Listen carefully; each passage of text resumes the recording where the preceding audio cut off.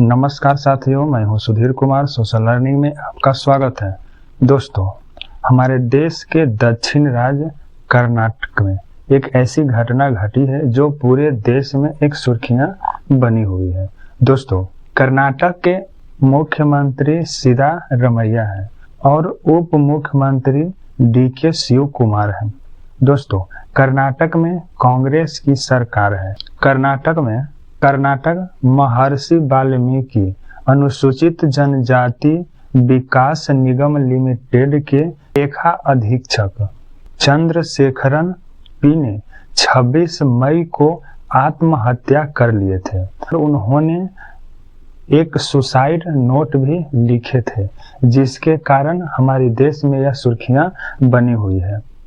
और उस suicide note में उन्होंने इस विभाग से 187 करोड़ रुपये में से 90 करोड़ रुपये की धोखाधड़ी के मामले का उजागर किए थे और उन्होंने लिखे थे कि लगभग 87 करोड़ रुपया की जो धोखाधड़ी हुई थे उसमें से उन्हें यह दबाव मिल रहा था कि इस तरह की बात को किसी के साथ शेयर नहीं करना है। और इस धोखाधड़ी में उनमें कई मंत्री तथा कई अधिकारी और बैंक कर्मचारी भी उनमें शामिल थे।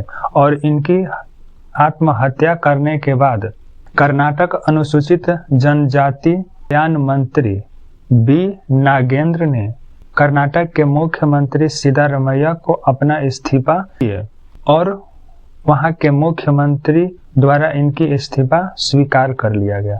दोस्तों, इस्तीफा देने के बाद उन्होंने कहे कि मैं किसी भी तरह की कोई दबाव के कारण इस्तीफा नहीं दे रहा हूं। मैं इस मामला में निष्पक्ष जांच हो, ताकि यदि मुझे पद पर रहते हुए किसी तरह का कोई समस्या उत्पन्न न हो, इसलिए मैंने अपने पद से इस्तीफा दिया हूं।